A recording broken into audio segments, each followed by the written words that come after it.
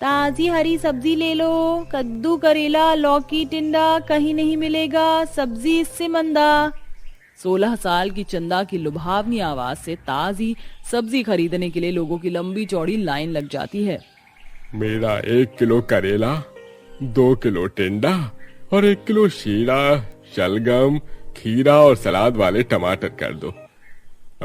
टमाटर फ्रेश है ना? जी बिल्कुल दादाजी, एकदम क्या फ्रेश बढ़िया लाल टमाटर हैं। ये लीजिए काका जी, आपकी सब्जी तौल दी है। बहन जी कहिए आपको क्या दूं?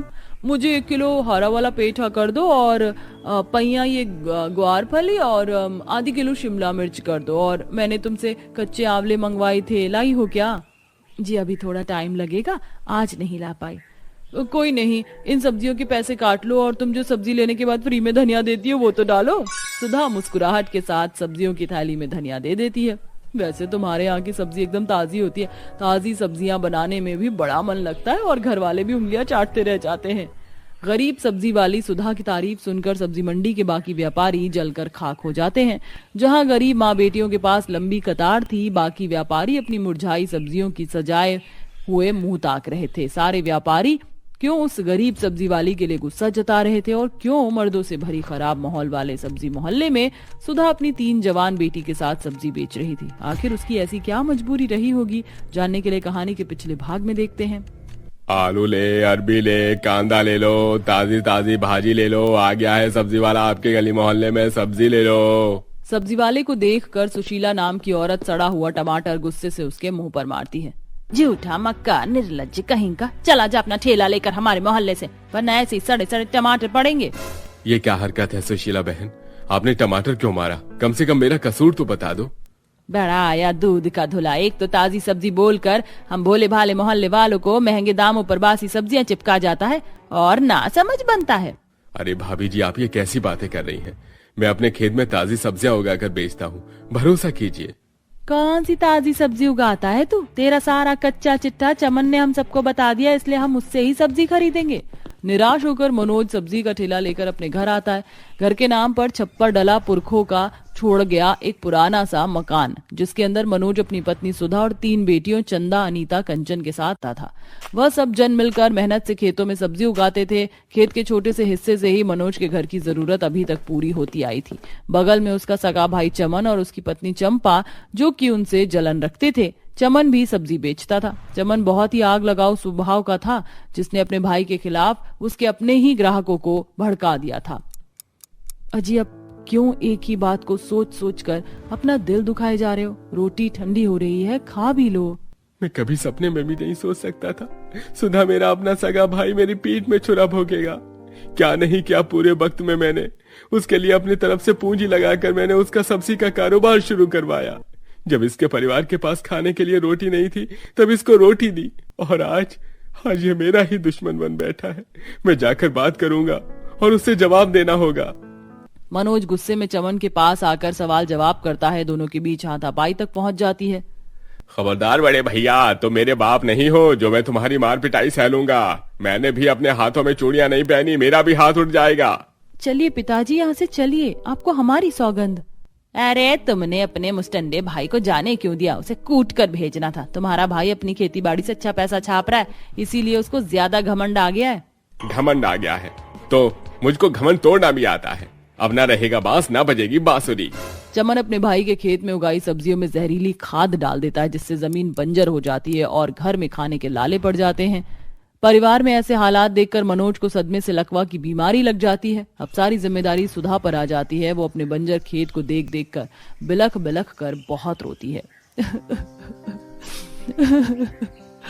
मनोज हमेशा बोलते थे सुधा मेरा खेत मुझ गरीब की खातिर बड़ा लक्ष्यमान है, फिर आज क्यों ये जमीन तुम्हारे रहते बंजर पड़ गई? धरती मैया, मुझ गरीब माँ का दुखड़ा तुम नहीं सुनोगी तो कौन सुनेगा? धरती माँ, ये छोटा सा जमीन का टुकड़ा इकलौता आसरा था मुझ गरीब माँ और मेरी बेटियों के लिए। इसके सिवा मैं कहाँ जाऊँ, क्या करूँ? दुख भरी स्थिति में सुधा की तीनों बेटी उसे हिम्मत देती हैं। माँ, मैंने साइंस में खेतीबाड़ी के बारे में पढ़ा है। बंजर खेत में अगर हम गाय का गोबर खाद के रूप में डाल दें तो खेत की उर्वरता वापस से लौट आ जाती है और फसल तेजी से उगती है। क्यों ना हम कोशिश करके देखें?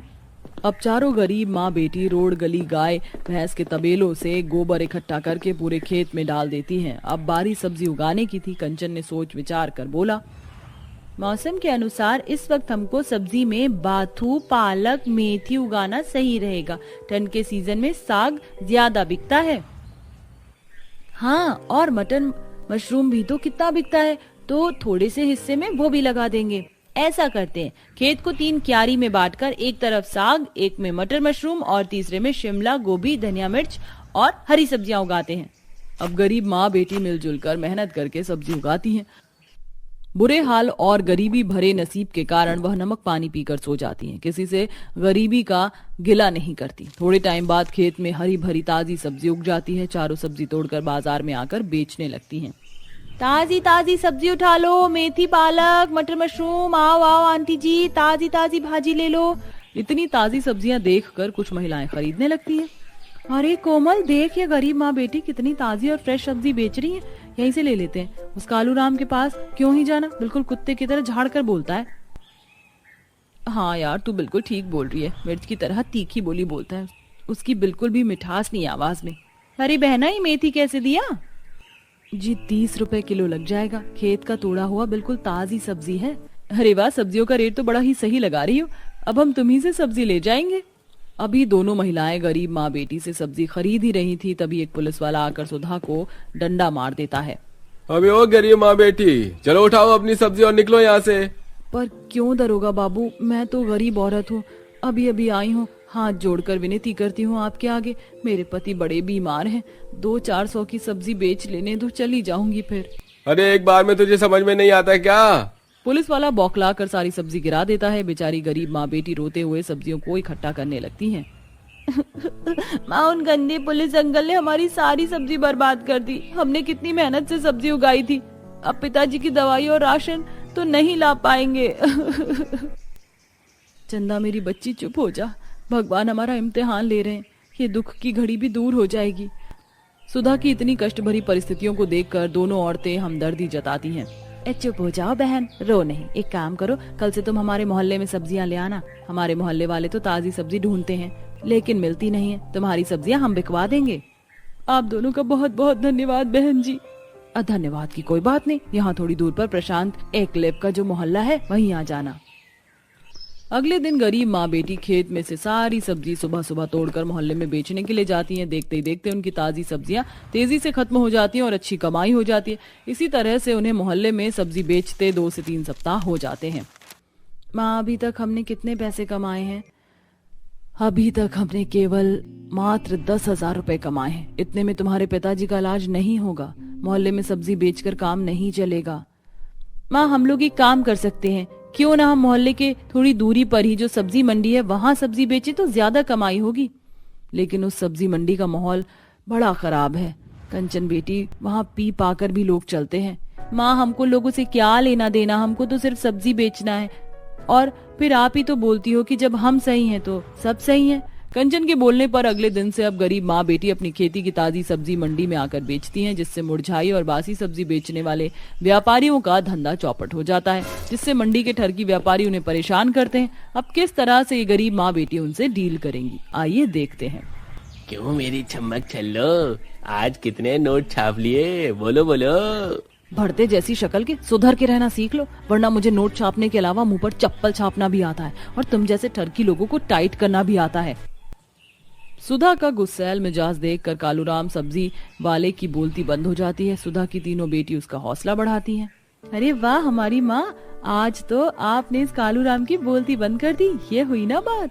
इसी तरह से अब गरीब माँ बेटी निडर होकर सब्जी मंडी में सब्जी बेचती हैं। रोजाना उनकी ताजी ताजी सब्जी हजारों घरों में जाती है, जिससे उनकी कमाई भी बढ़ती है और अब वह सफलता भी हासिल कर लेती हैं, जिससे सुधा मनोज का इलाज करवा पाती है। और अब मनोज पहले की तरह वापस से सब्जी बेचने लगता है और उसके काम में उसकी पत्नी और बेटी भी हाथ बंटवाती हैं।